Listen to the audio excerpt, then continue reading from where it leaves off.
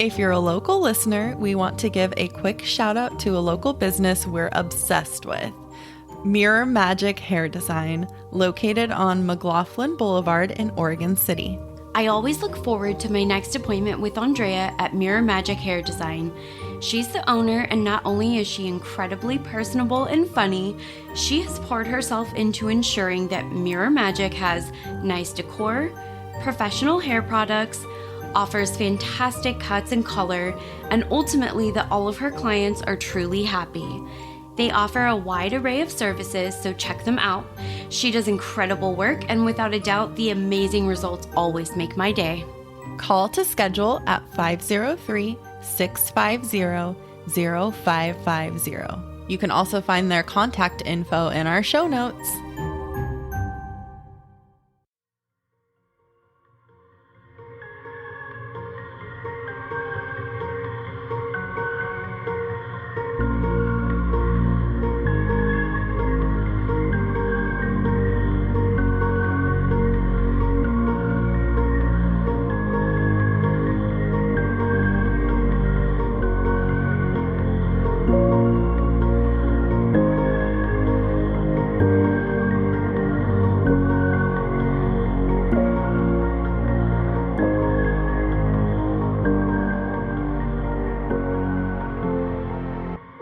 Hi, Cassie. Hi, Caitlin.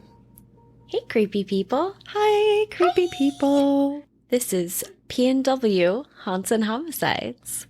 We have been messing around with our video equipment and our mic equipment, and it's taken a while, so... We're going to just practice taking some deep breaths.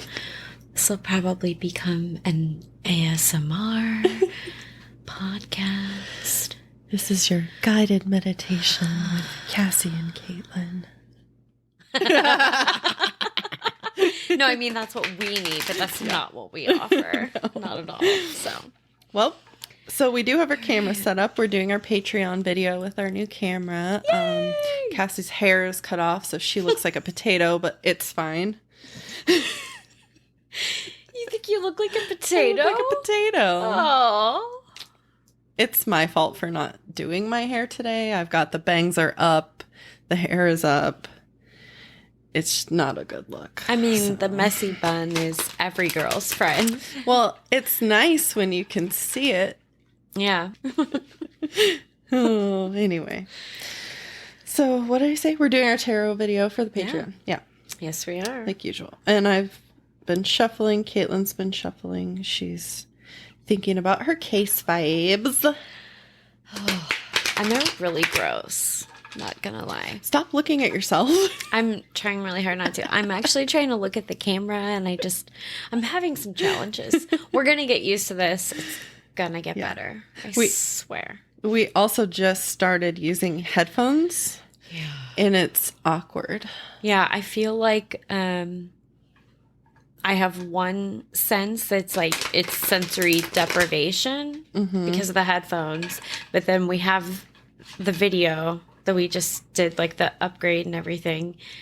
And I can see myself on that screen, and I'm having a time. Yeah, it's a lot. It's a lot of input at one time. It's a lot of things. Ooh, this just came up. Ooh, when I was shuffling. We're going to make sure that gets shuffled real good back into the deck. Well, I mean, we know the death card isn't necessarily like actual physical death. You know, that's what everyone says. And I think they're just trying to make you feel better. Maybe. Just kidding. Maybe. All right. Are you ready to cut? We've been working up to this for a while. I just feel like, I mean, it's time. Okay. 'Tis time. Oh, this is interesting. What do we get? So we have the Lovers. The Lovers. The Lovers Upside in reverse. down. Okay. Nice. I'll go ahead and describe the card to everyone listening while you're looking. So it's two naked people standing in front of a mountain in a field. Ooh, there's an apple tree with a snake next to the woman. We all know what that means. Oh, no. It looks like a tree on fire next to the dude. Or I don't know if it's a guy or a girl, but Yeah, I can't really tell what's happening with that tree, but yeah. it doesn't look positive. I mean, I think particularly. that's technically supposed to be a male figure. And then there is a big angel lady in the sky. She's got her hands on her heart.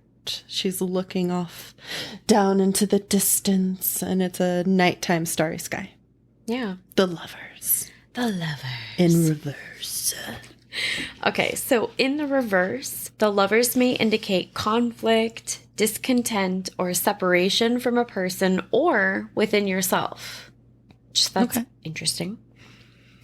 You feel unable to connect with the object of your desire, whether that's a flesh and blood lover or something you feel passionate about, and this causes unhappiness. Perhaps you feel unable to express your love or believe if you do, you'll be rejected. Oh, interesting.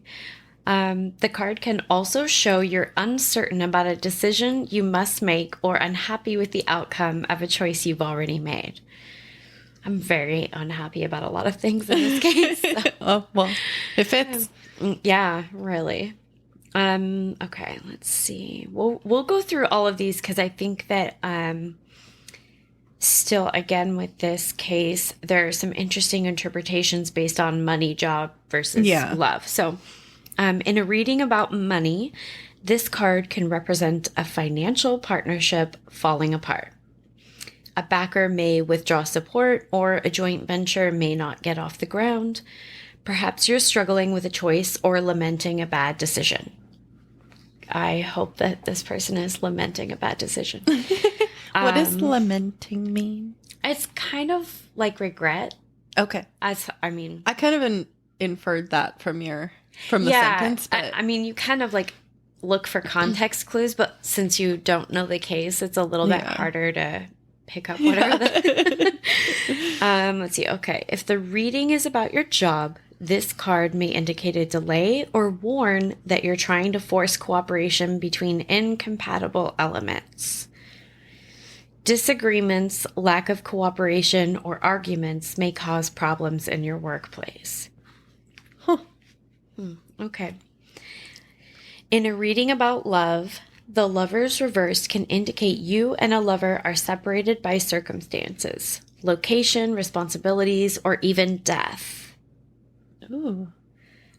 And in parentheses, it says, no, it doesn't mean a partner will die, but it can symbolize a lover who's gone to the other side and how you're dealing with this.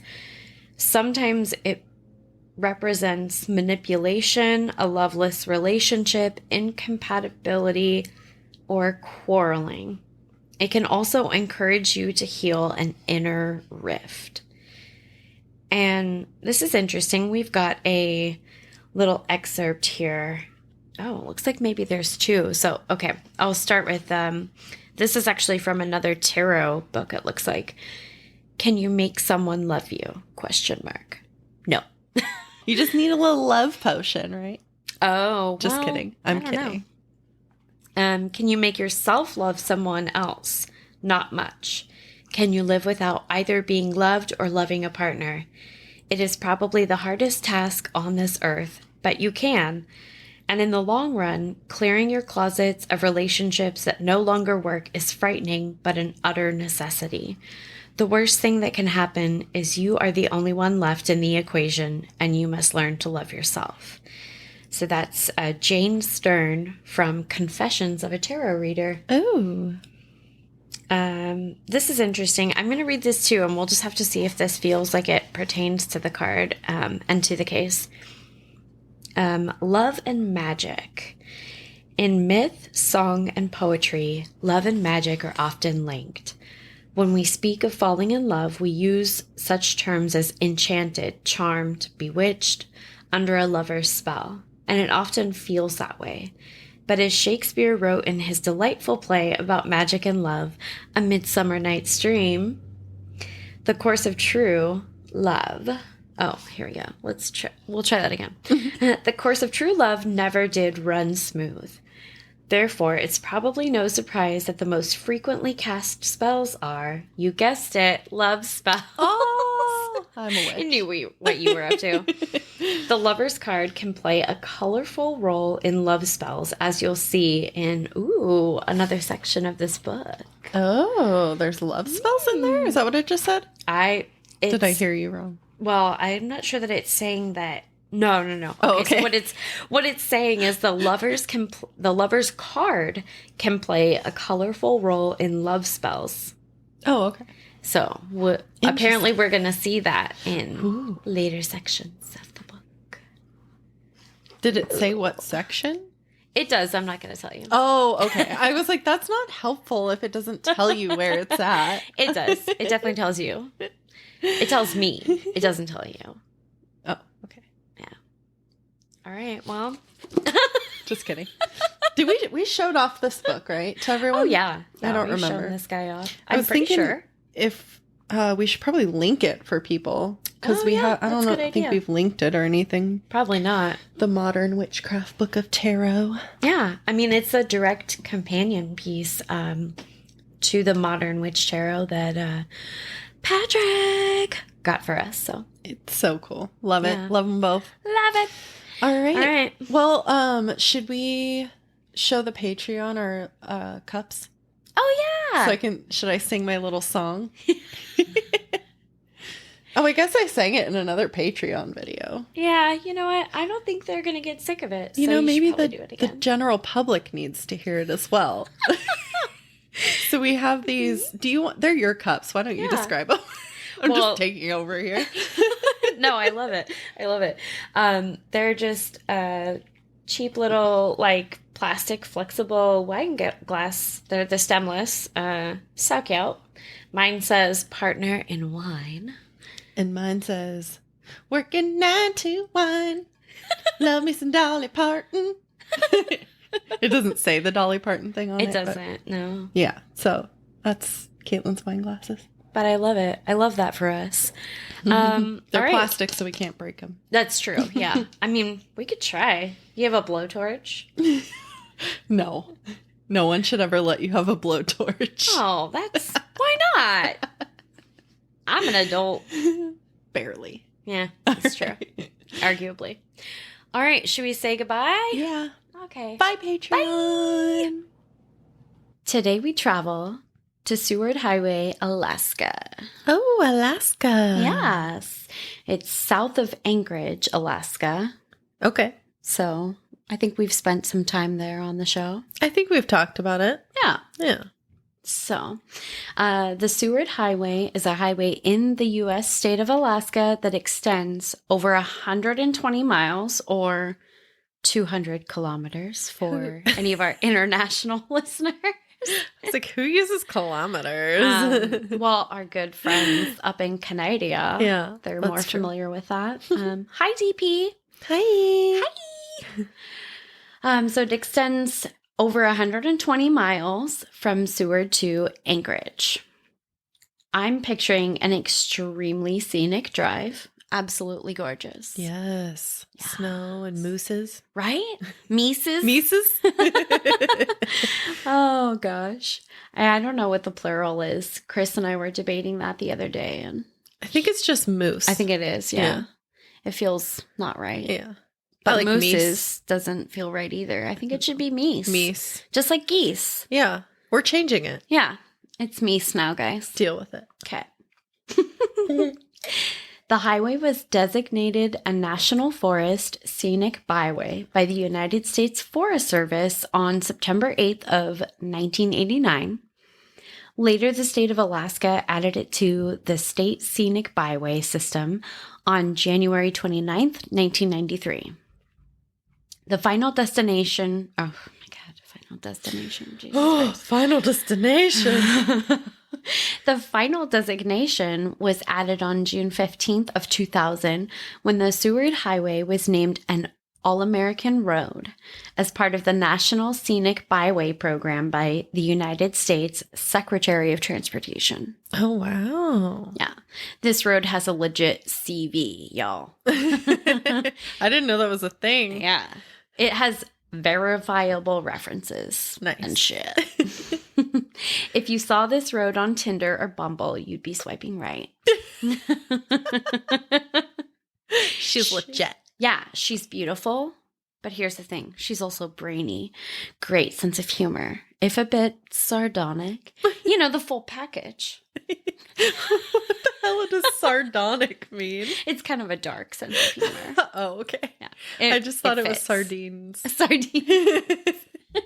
So I am sardonic. Yeah. Totally. You're totes sardonic. I've learned so many new words today. Now we're going to add time travel to the mix because I actually don't have an hour-long list of the highway's accolades. I know it seemed like it. I had to snap us out of that before we lost any of you guys on the verge of a nap. I know, right? I was like, how long is she going to be talking about this road? Yeah. I mean, it's kind of a big part of the story, but we'll move on. But the last thing that you'll probably want to do is fall asleep on this highway. Obviously, you should always be careful not to fall asleep behind the wheel. But even as a passenger, suffice to say, you'll more than likely be wide awake. And I may have you thinking twice about making this part of any upcoming Alaskan road trips by the end. Oh, no. Super scenic and also other things. Oh, your face. It doesn't look promising, you guys. No, it's not great. Oh, no. It's really not good at all. I'm going to sit here and fondle my crystal. Yeah. I highly recommend. I'll grab mine. So we're going back 44 years to January 7th, 1978. In fact, this episode is going to be airing just a few weeks after the 44th anniversary of a terrible crime that took place. Oh. I know, it's shocking, right? Since this is a true crime and paranormal podcast. Yeah. Crime? What? I know. But the anniversary lining up, within just a couple of weeks of this episode. I was trying to get it ready a little bit sooner. It didn't pan out. We got a lot going on. Yeah, the holidays be crazy. Mm-hmm.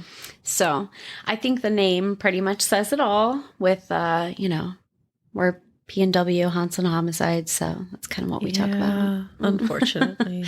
Unless you're a Patreon member and then we do funner things. More fun things. More funnerer. More funner. Mm-hmm. Mm-hmm. Whatever. Back to business. I got to throw in the shameless plug. Yeah, of course. So on this wintry day, a group of tourists would get a startling surprise, and not just someone photobombing. No bunny ears? No. They would come across the body of an Alaskan teen. Probably not part of the trip that's making the highlight reel, and for pretty good reason, because no one says they came across the body if that person is still alive. Yeah. Yeah. Oh. This group of tourists did what probably most people would have done in this situation in an era long before cell phones and selfies. They flagged a trooper down after finding the body of a 16-year-old girl at an embankment near Beluga Point. Oh, wow. I just feel like that caught me off guard so much. Like they had to flag a trooper down. Yeah. They're literally standing there on the side of the highway waiting for somebody official to drive by. Thank goodness someone did. I know. I'm like, how long were they going to stand there? Yeah. Scary. Oh. So a brief aside, though, this angers me so much because I'm picturing adorable beluga whales, and nothing about this is going to be cute. Oh. Yeah. Beluga Point, it sounds so cute. It does. It does sound cute. Back to our victim. Her sleeveless blouse was pulled up around her neck, but her jeans remained on her body. They were zipped up according to a sworn affidavit pertaining to the case. So I just think that's a little weird that we're seeing part of her outfit out of place. Yeah. But this is a crime scene, so, I mean, weird stuff. We're going to move on. Yeah. But brace yourselves and consider a seatbelt for safety, perhaps. Oh, no. Before being tossed down the embankment and left for dead, she had reportedly been dragged behind a vehicle. What? Like tied? Like, I don't know exactly how they secured her body to the vehicle to drag it behind, but yes. oh my God. Haven't we heard that before?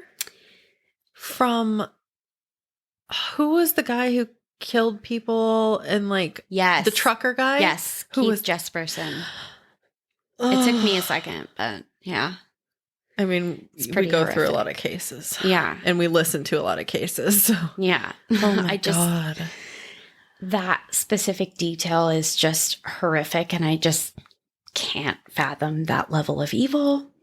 Mm-mm. Honestly, still, like you were saying, just after how many of these gruesome cases, that's just one that kind of sticks out. Ugh.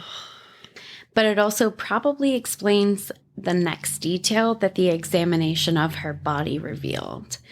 It was determined that her death was caused by a combination of factors, but notably a blunt blow to her abdomen that lacerated her liver. Oh. Which is pretty gruesome. Jesus. Yeah. The worst thing that happens to most people's liver is arguably overindulging in their beverage of choice. Yeah. I've never been so aware of this organ in my body until this case. Her ragged, dirty fingernails would provide evidence that she had tried to struggle back up towards the road to get some help. So she was alive when they... Yeah. Oh.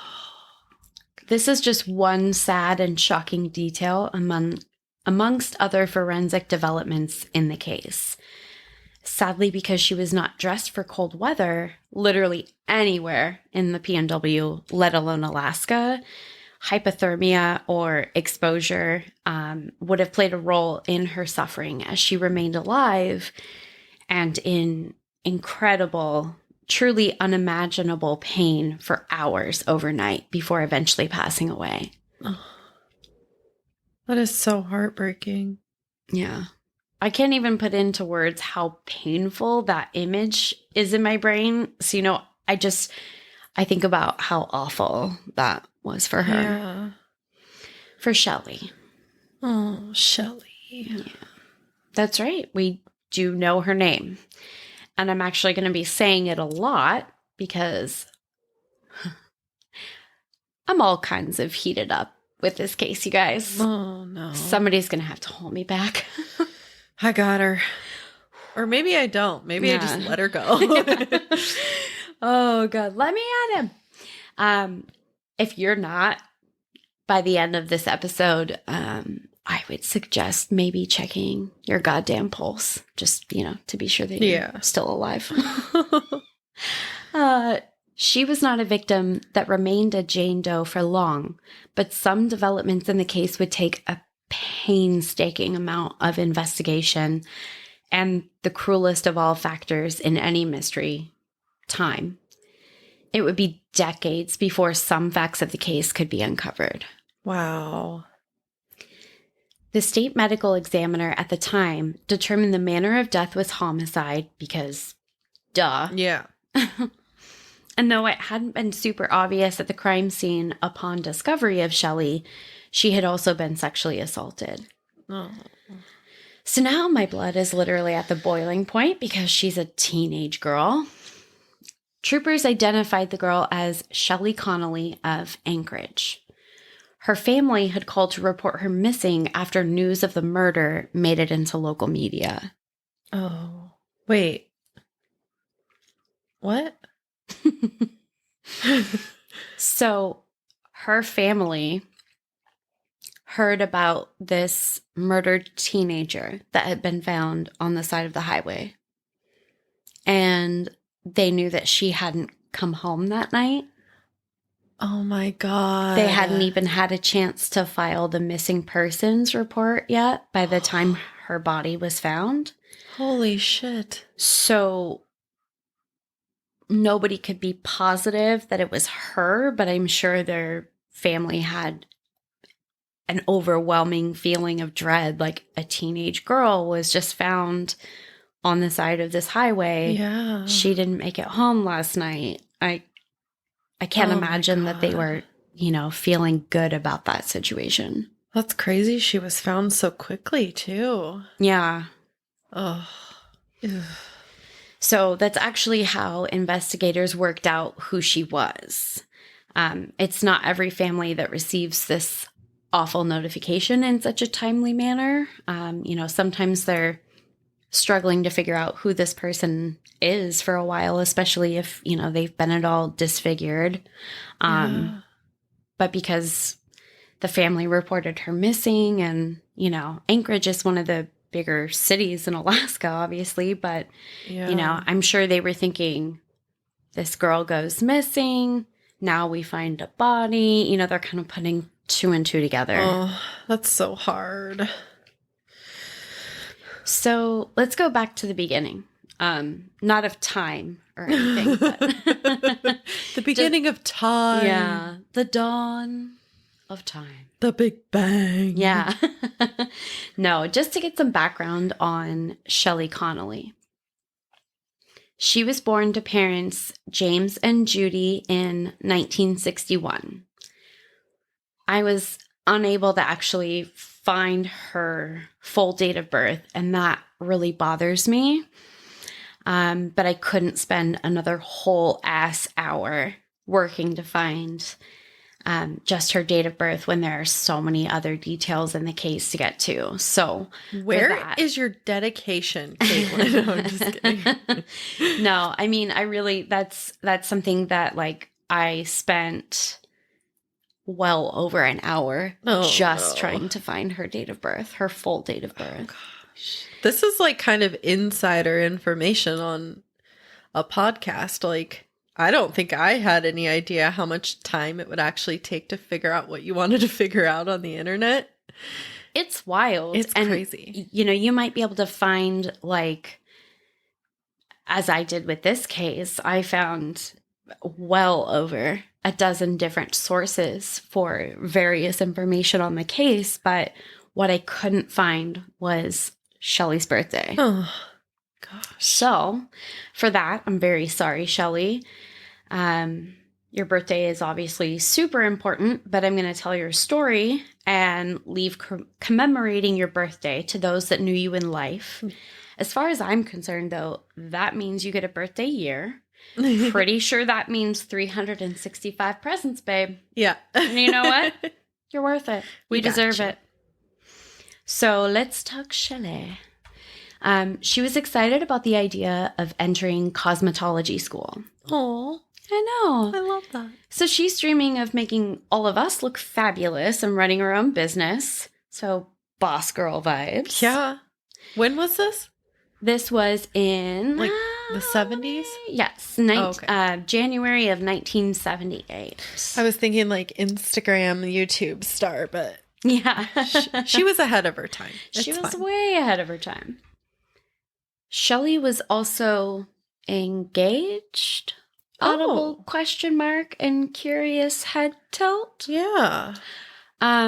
This was one of the pieces of information that I didn't see in a lot of the source material because it was more focused on details of the crime and things like that. But it was just kind of mind-blowing because the sources that had information about it, I was like, this is a full-ass adult. As in an actual grown man of at least 18, I'm assuming, because he was in the military and stationed at the nearby Fort Richardson. Oh. So I'm like, she's pretty young to be engaged. I know it's kind of different times, but I don't know how official this engagement was. And it wasn't something that, like I said, came up in a lot of the source material for the case. So just kind of grain of salt with that. But I just feel like there's some negative rumors that we'll get into. I'm not going to like it. You're not going to like it. But they may have played a role in kind of coloring this case in certain ways. So I wanted to share some of the things about Shelley that show us that she was this beautiful person. She was a goal-oriented young woman, and she had a very promising future. I mean, whether she ended up going to cosmetology school, whether she ended up marrying this man, she had goals, she had dreams and plans. Yeah. And again, I know probably it wasn't that unusual for someone who's getting closer to graduation. Probably wasn't that unusual for the time. But it just kind of rocked my world when I came across that. So, yeah. Now, like most typical teenagers, or so I'm told, Shelley did occasionally get up to some mischief. I think personally, I perpetrated very little of this on my parents as far as teens go, and I don't have any that I'm raising, so I'm not a good judge of these things sometimes. If my parents want to weigh in, they can take it up with me next Thanksgiving. Next Thanksgiving. Yeah. We're not taking comments on that. Sit down. Yes. Take several seats. Exactly how much mischief Shelley got up to is somewhat debated, but you know what? I'm not here for any of that because all of it's in a very victim blamey way, in my opinion. Doesn't matter. No, it really doesn't. So I won't be having that. Okay. I'll elaborate on some of that so you'll see what I'm talking about. But I'm sharing it so that we can kind of reflect on how sexism and victim blaming all too often color these stories in a way that it's really frustrating, and I feel like there's a lot of work still to be done there. On the night of Shelley's murder, her parents believed she would be going out roller skating. Ooh, that sounds fun. Yeah, I know. And I was thinking it's a very believable story for the time because apparently this was a very popular pastime of the youths of this era. Roller disco, right? Yeah. I mean, well, I immediately thought of honestly, you and I grew up going to Skate World, right? Skate World, it's where it was at. Yeah. But you didn't actually skate.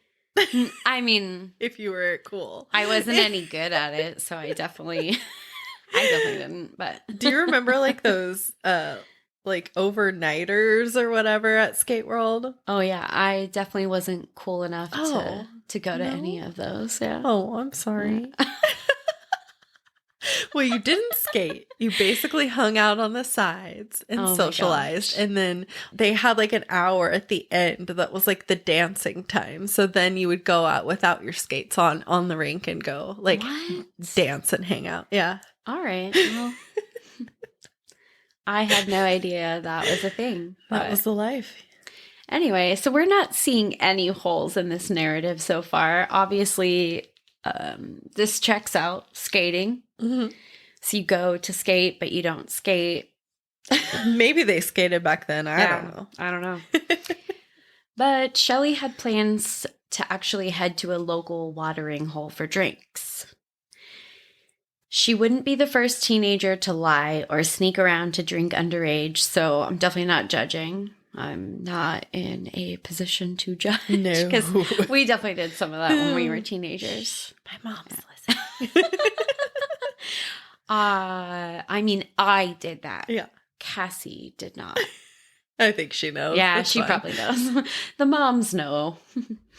Also, I mean, it is Alaska. And skating was something that I feel like a lot of kids did when they were pretty young. Mm-hmm. Just, I mean, personally. It's an activity for any age if that's your yum. Okay. But Shelley just had other plans that night. Yeah. She was doing cool kid shit. Obviously, Shelley was not of legal drinking age, but apparently she didn't have any issues getting into the bar or even with being served. Nice. Yeah. Fake ID? I'm guessing that they weren't really checking IDs. I just don't think that wasn't a big thing back then. Yeah, and honestly, it's different times, but also definitely different rules because it's Alaska. Yeah. And they be wildin'. So, she's at Chilkoot Charlie's. Chilkoot? Yeah. Chilkoot. Yeah. Cool. It's really hard to say at first, but then it's real fun. It's fun. Yeah. So, which is still apparently to this day a super poppin' place. Nuh-uh. Yeah. We're gonna go. My next line. If we were in Anchorage at this very moment, we might be there right now. Yes, we will. We're adding it to the road trip. Yep. Shelley had been seen at this bar, so we know that she was actually there that night. She was also at another popular establishment. We've got another promo roll that we are really excited to share today. This is Did Not Need to Know. I'm Jenna. And I'm Danielle. I love true crime. And I hate it. We are sisters, and this is a comedy true crime podcast where I scare Danielle every week with stories that she did not need to know. Follow us to listen. Did Not Need to Know, streaming everywhere, released on Mondays. We are on Instagram at Did Not Need to Know and Facebook and Twitter at DNNTK Podcast. Bye. You guys, we're back. Hi. Now, because Shelley had become something of a regular at the bar, and I'm loath to even address this, but here we go. She was known and actually even nicknamed by the bouncer. This particular nickname has led to some incel type chatter about her involvement in drugs within the bar scene. Oh. As if that would be a justification for the crime. And that's assuming that we are even inclined to believe that that was true. Yeah. But here's the thing, more to the point, I don't care if she was going through an 8-ball every single weekend. That's just not a justification in any way, shape, or form for the horrific crime that was perpetrated on her. No. Feels like that should go without saying. Right, you think. But Anybody else? Some of those rumors come from the opposite camp, is what I'll call them. Specifically, these are people that know the alleged perpetrator. Oh. So don't worry, we're going to get to him. Okay. But for me, it's a question of whether you're willing to let rumors that not only seem baseless, but really have no bearing on the case, distract you from forensic evidence. Because there's the tiny problem of his DNA being found under Shelley's fingernails. You know, the girl who was raped and murdered. Interesting. Yeah. How did that get there? Right. Not a great look. And you bashing the victim certainly doesn't do anything to prove his innocence. No. Let's be honest. If we have a 16-year-old girl that was doing drugs and then is brutally raped and murdered, but you're focused on the former rather than the latter, you've got some serious issues. Yeah. Get Okay. out of here. Yeah. Stop listening. Guys, it's Alaska, so I'm just going to say a nickname like Snow hardly seems like a smoking gun on any front. I don't know if you've heard, but it snows a lot there. I'm pretty sure there are a million ways you could end up with that nickname that don't involve Tony Montana. Yeah. Snow White. Yeah, Yeah. exactly. Maybe she was like a sweet, innocent, talk to birds type. Yeah. You don't know. Could be. In the same breath, though, these are people that you'll find comments that, as far as I can tell, are just as baselessly bashing of the cold case detective, Randy McFerrin. Mm. So, really classy coming from some douche nozzle behind a keyboard. Don't count on me posting source material for that because I'm not looking to get stalked or sued. I just think, come on, what does that prove? And you're literally just bashing everybody who's trying to get justice in the case and the victim herself. It's crazy. Yeah. That's so crazy to me. Like, to even for anyone to bring anything up about someone who's been murdered, like anything they've done in their life, it doesn't matter. Right. Maybe she was a shit friend. Yeah. You know, maybe she cares? didn't light up a room. Yeah. That exactly. doesn't make a fucking difference. No. Like, I'm just like thinking of what people are going to say about me and like that meme. You better not say that I lit up a room. right? I mean, it's just ridiculous. But I just felt like I wanted to include it because I don't think this is the only case that I've looked into recently where I've seen people kind of speculate or, they keep circulating rumors and it's like, who fucking cares? Yeah. Well, it's like the Cults, Crimes, and Cabernet episode that we had on our feed that we released a couple of weeks ago now probably, but they were... I was going to say... yesterday. Yeah. If you're listening now, that was a couple of weeks ago. Yeah, that was a big one where people were talking about drug use and and it just doesn't fucking matter. It really doesn't. It really doesn't. And I was actually recently told that listeners can handle the truth, good, bad, or ugly. Yeah. So I'm taking the kid gloves off just to see how it feels. So how does it feel? Feels great. Okay, good. No. Okay. Also, I cannot state enough that it shouldn't be an unpopular opinion by any stretch that this is just hateful shit to be putting out. Mm-hmm. She's not here to defend herself, not that she should have to, and her family shouldn't even have to acknowledge that shit. Yeah. That's why I'm including it, and believe me, it's the type of ugly shit that I really don't relish finding in my research or sharing in terms of like the episodes that you guys are listening to, but I just feel like to not include it when I stumble across that, and it really affected me with this case. So. And like, what does it have to do with like anything? Like, you're doing drugs, you're harming yourself, like it's just besides the point. Yeah, it doesn't. And I think we're moving to a point where, at least in Oregon anyway, where drugs are being decriminalized, right? Because it's not like you're not really hurting anybody else if you're doing drugs. I mean, obviously, if you're going to like rob somebody, that's a different story. Right. There are ways that the criminality of drugs increases the harm to other people ultimately. The fact that it's illegal is what drives that. Yeah, exactly. And regardless of how you feel about any type of drug, I think we should all be able to agree that whether somebody does drugs or not doesn't have any effect on whether or not they're a victim, and that we should, try to get justice for their family. I don't know. No. Wild, right? Now, as far as accounts for the remainder of the night of January 7th, before the murder actually occurred, Shelley was seen leaving the bar with a young man or men, depending on the source material, but there's not much else. And honestly, despite the efforts of Shelley's family, specifically her mother, Judy, in addition to law enforcement, the case goes cold. Oh.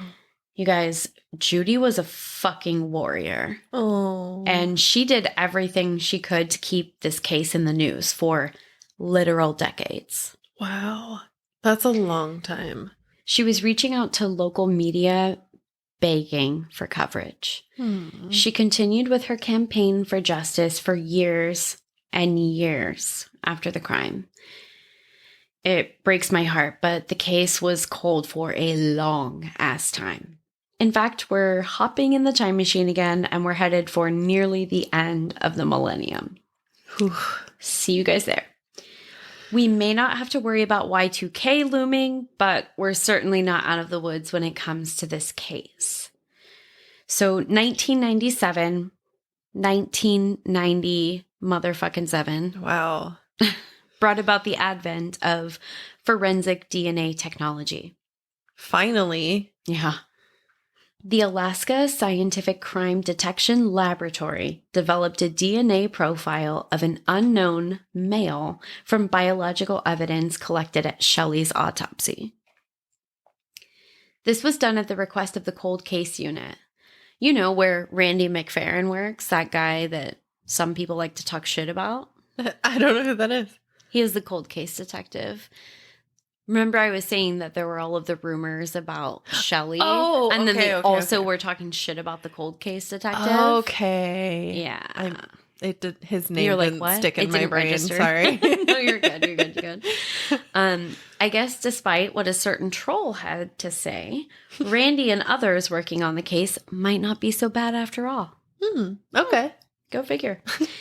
Thank God that someone thought ahead on this and ensured that this evidence was stored so that it actually could be tested too. Oh, yeah. Because I think we find in a lot of cases where the technology didn't exist yet, sometimes that evidence is lost over time or wasn't collected in the first place. So keeping with tradition, though, we don't get immediate gratification because emerging science. In 2003, the unidentified suspect DNA profile was uploaded into CODIS. In case you're not up to speed on the terminology, CODIS is the Combined DNA Index System. Gotcha. Lots of acronyms. Yeah, I know. It's a national database of DNA profiles from known individuals as well as from unknown suspects. It's where we keep all the DNA deets on duplicitous dudes. I loved that. Right? That was beautiful. I was like, what is something that will go well with that? I just needed like a double D. Yeah. Yeah. You Yeah. always need a double D. Oh, gosh. That could mean multiple different things. It really could. It can be the ace in the hole for decades-old cases like this. Unfortunately, no match was ever generated from CODIS. Stay with me here. No match was found yet. Okay. In 2019, the unknown suspect's DNA profile was sent along to some very good friends of the true crime community, Parabon Nanolabs, in the hopes of determining the suspect's identity. Parabon Nanolabs is a company based in Virginia which utilizes DNA to perform the genetic genealogy testing. Say that 3 times. Yeah, no, I can't. Absolutely not. Virginia is also the state that happens to be home to the FBI Academy and training facility in Quantico. Totally unrelated, just a little fun fact. Parabon Nanolabs is a private company, but they're who you really want working on a case like this. Ooh. So, like, lots of stuff going down in Virginia. It's like kind of the hub, apparently.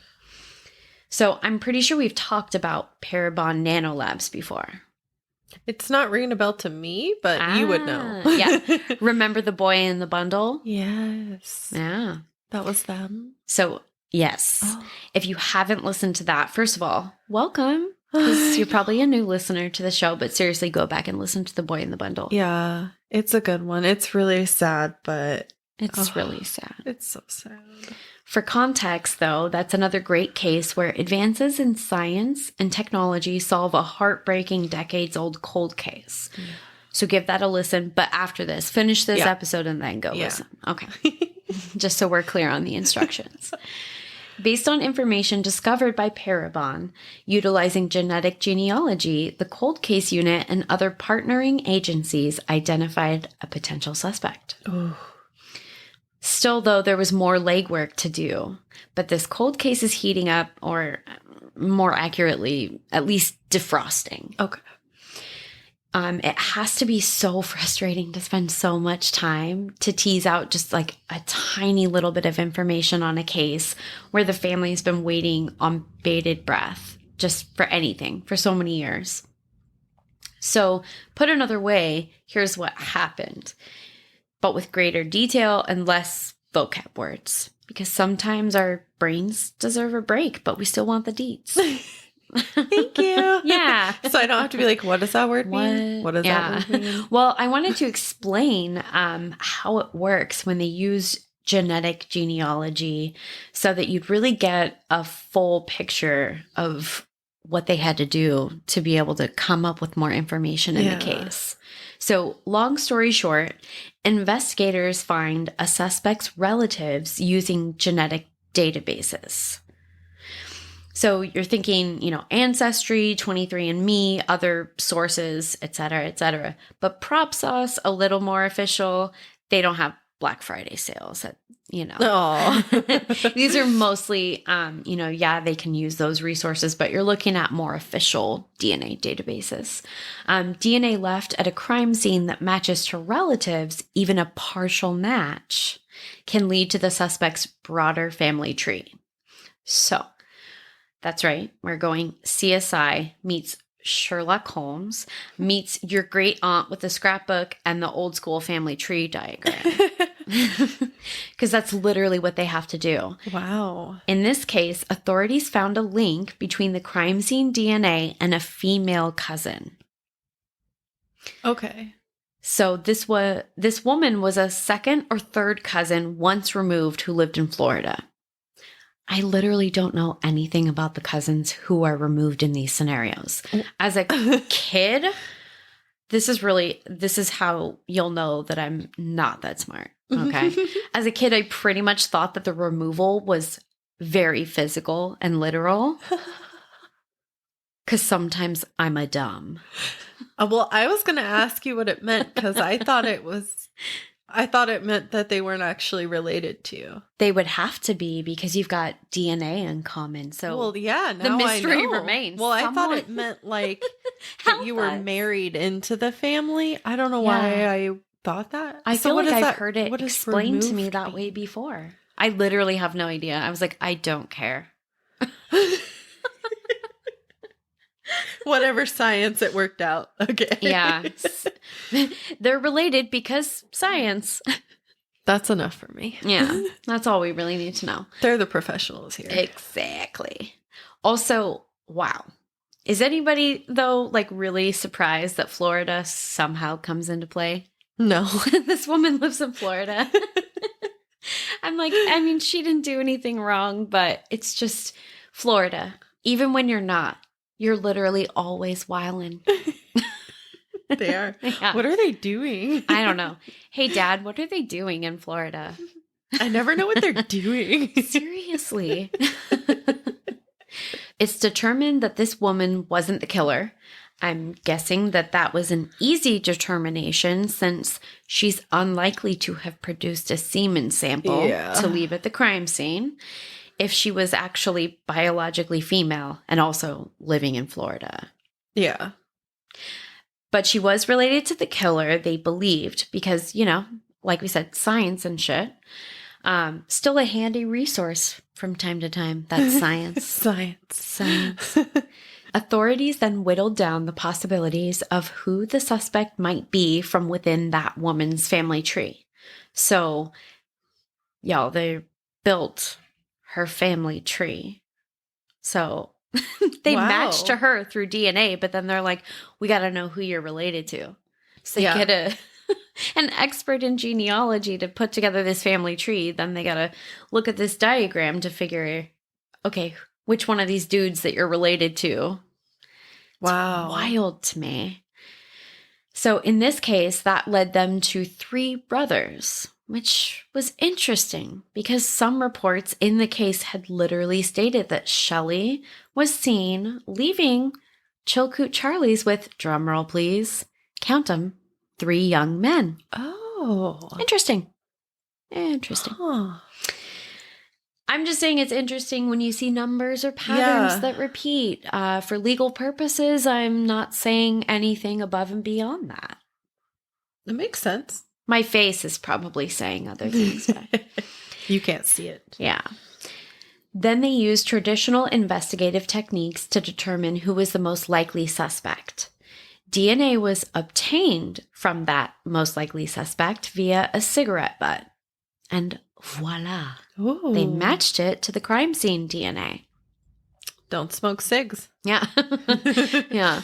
Of course, as no doubt many of you are aware, this is the same way that science finally led to the apprehension of none other than one Joseph James D'Angelo, a man also known as the Golden State Killer in California. I was literally just going to say that name sounds really familiar. Where do I know that guy from? Yeah. Yeah.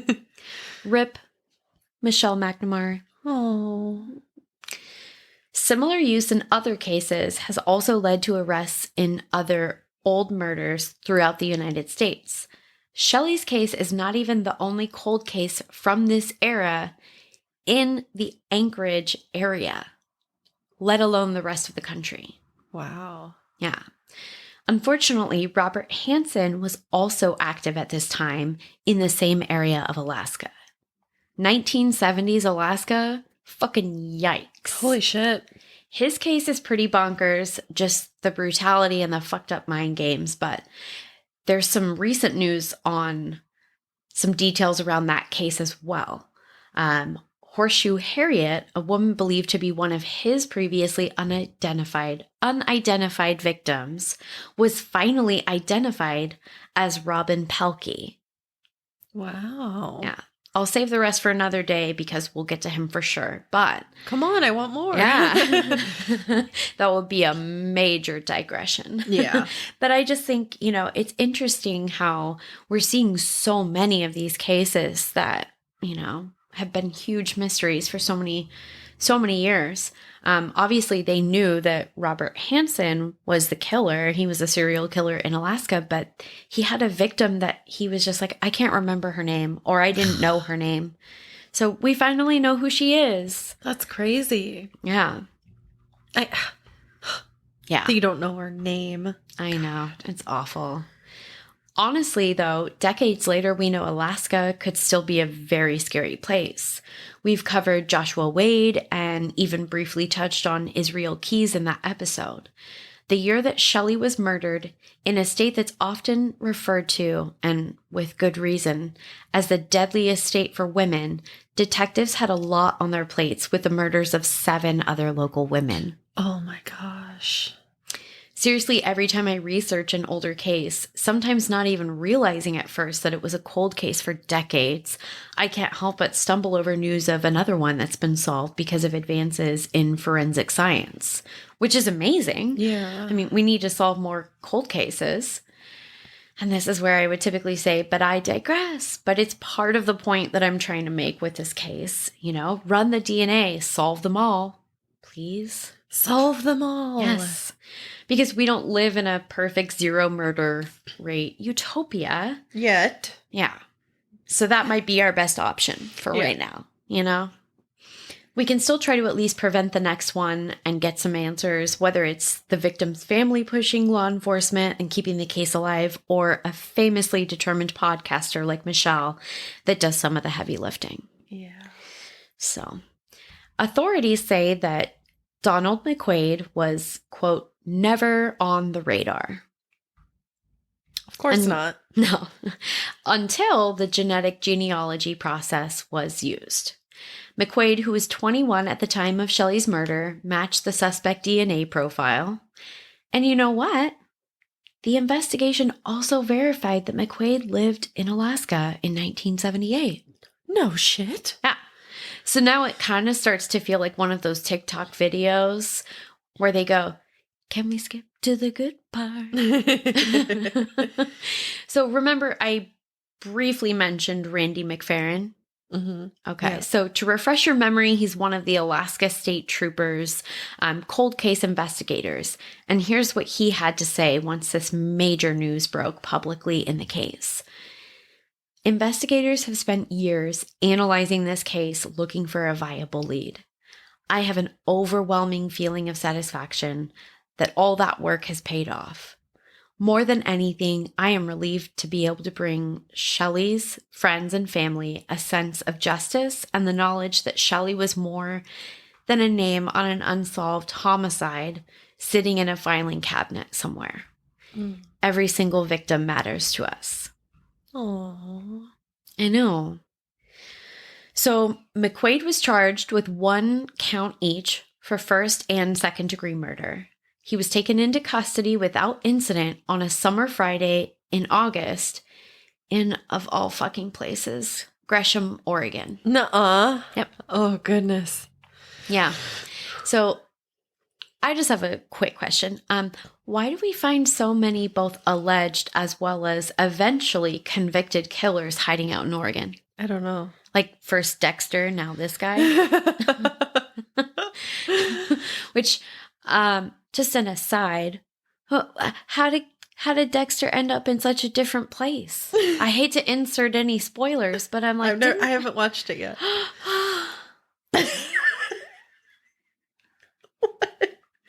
I haven't watched it yet. I've been talking back and forth with our business tax lady about it. She was like, did you see what happened to Molly? And I'm like, no, what did you see? I'm like, I've already finished it. You don't want me to start giving away stuff. Right. So. Oh, gosh. Yeah, I haven't seen it yet. So, yeah. You're going to want to watch it. I do want to watch it. Yeah, it's you just should a watch matter of watching it. Oh, my God. Anyway, in October 2019, a grand jury indicted McQuaid on murder charges for killing Anchorage 16-year-old Shelley Connolly in 1978. He was then extradited to Alaska because winter is coming, right? Well, sadly, this is where the case really takes a turn. No, Yeah. he's caught. Yeah. It's a really hard left that I did not enjoy. So think back to October 2019. It was a simpler time for most of us, and also, notably, pre-COVID and all the baggage that it brought us. But a few short months later, in early 2020, everything would change, and things would get really complicated in everyday life for many of us, but also in the court system. Cassie's like, I see the writing on the wall, and I hate you for reading it out loud. Cold case murder suspect Donald McQuaid became one of several defendants to seek to be released on bail during the COVID-19 pandemic. McQuaid's wife said he has stage 4 liver cancer and is diabetic, placing him at risk of complications from COVID-19 if he were to contract the virus and become sick. By then, we knew that those with underlying health conditions were at a much greater risk. COVID has, in many cases, struck those with comorbidities the hardest. So, in March of 2020, Alaska's Court of Appeals released a decision stating that the COVID-19 pandemic constituted a justification for defendants to request bail review hearings, allowing judges to consider the unprecedented situation when considering bail proposals. Donald McQuaid, given the state of his poor health, apparently had a pretty compelling case because he would end up being released. He was also one of the more than 1,000 incarcerated people in Alaska who did contract COVID-19. Oh, wow. While in the custody of the Department of Corrections. Oh, so he really had a solid case there. Yeah. I have to imagine there's a good chance that that number has gone up since that data was collected. Oh, yeah. And quoted in that article that I read. So, I mean, I would think even in Alaska, it's probably far more than 1,000 now. Oh, so, yeah. During the summer of 2021, another blow was dealt when Judy Ann Connolly sadly passed away. Oh, is that the mom? Yeah. So Shelley's mom, unfortunately, passed away before she could see the result of, the trial. They're given this, honestly, it must have been such a huge relief that the case finally had some movement after the DNA findings. And then to have to see him get released because of the pandemic, I'm sure that was really hard. Yeah. Because they really don't have a final answer. Well, she does now. I mean, if you look at it that way, like, she's back with her daughter and yeah, she has all the answers. We I just hope don't so. know them. Yeah. I'm deeply saddened by her family's loss and the fact that Judy won't be able to see this case come to a true and final conclusion. Guys, don't hate me. I hate you. Stay tuned with us, you guys. I'll try to keep some updates coming once we hopefully get to a final conclusion in this case. I feel like he's going to die. I feel like there's a really good chance that if he contracted COVID, sounds like within a very short period of time, from him being released. And as far as I can tell, he is still alive. I don't know. I feel like he's not that old of a person. But the stage 4 liver cancer, I mean... Yeah, you would think that somebody that has that advanced cancer, and that's, liver cancer is really pretty aggressive, is pretty gnarly. And I don't know, like, the treatments about, like what the statistics are of surviving a stage 4 liver cancer, like if there's treatments he's on. And I don't know very much about that either, to be honest, but I would have to imagine that stage 4 cancer of any kind is probably not got great survival rates. And man, combine that with COVID and, already being diabetic. So I don't know. There's nothing satisfying about this case other than, that they were able to hopefully give her family some measure of peace, that, they never gave up on her case. Yeah. That's it. That might be all we get. Yeah. Unfortunately. Yeah. Oh, does anybody else feel just awful? Yeah, thanks. You're welcome. All right. So we're going to go back to the tarot.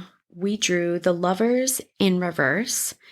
You'll remember in the reverse, the Lovers may indicate conflict, discontent, or separation from a person. Let's see what else we've got here. I feel like it's almost like you don't even need to read on to any of the deeper interpretations and stuff. It's like, I feel like that speaks to her family and everything. Anything else in terms of like some of the interpretation here where it talks about you feel unable to connect with the object of your desire. You're unable to express your love or believe if you do, you'll be rejected.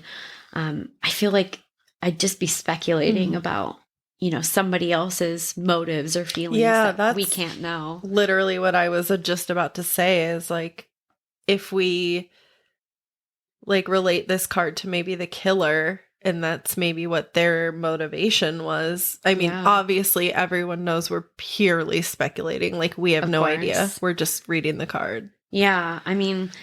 We've got part of the interpretation that says, perhaps you're struggling with a choice or lamenting a bad decision. There's also kind of an interesting excerpt in the kind of interpretation on it that I feel like we immediately we both had a look in our eye like, did it really just say that? It says, in a reading about love, the Lovers reversed can indicate you and a lover are separated by circumstances, location, responsibilities, or even death.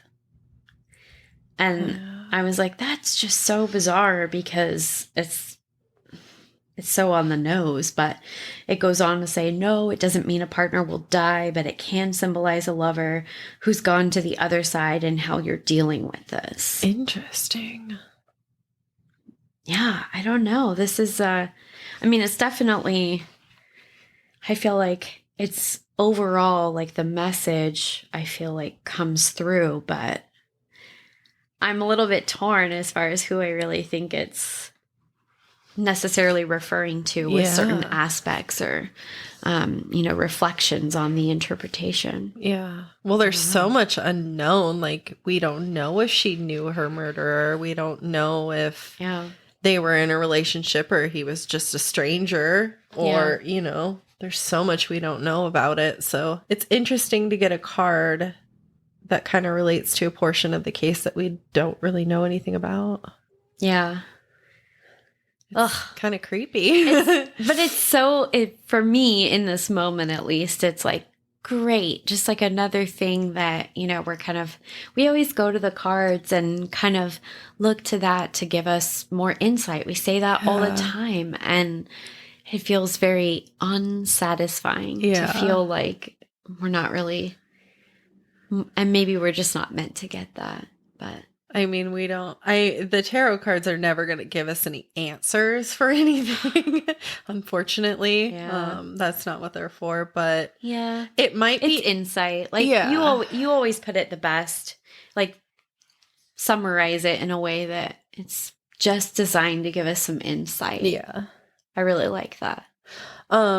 It might be like maybe information does come out too later about the case and the murderer, and maybe we'll go back and be like, oh, wow, that card was right. Yeah. Or completely wrong. Yeah. There's no way to know.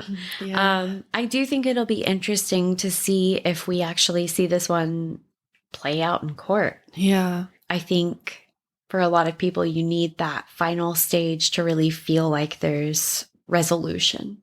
So I hope that in that regard, it's like, I really want that. Yeah. Ugh. All right. Oh. All right. Should we end this thing? Let's end it. Okay. Have a creepy ass day. See you next Tuesday. Not you, Donald. Ugh. Not any of the Donalds. Donald Duck?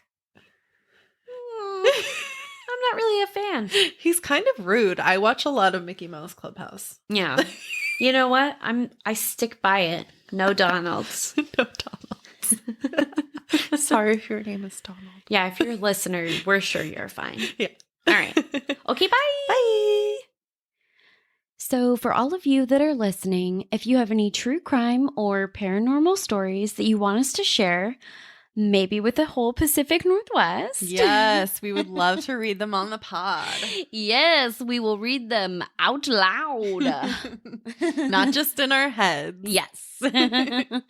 They don't have to be from the Pacific Northwest if you would like to share. Email us at pnwhauntsandhomicides@gmail.com. It's all spelled out, no special characters.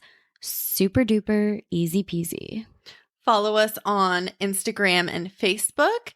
Same thing as the email at pnwhauntsandhomicides, all spelled out, no special characters.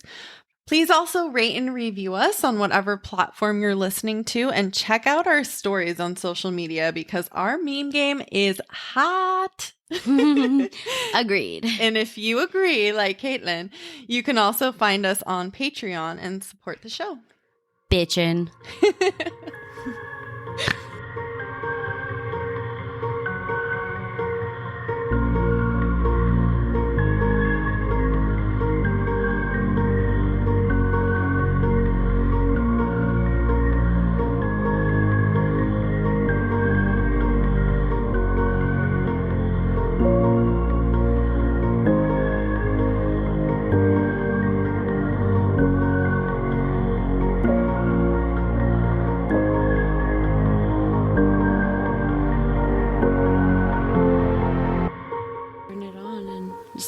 Hey guys, we have our pop filters. Pop filter.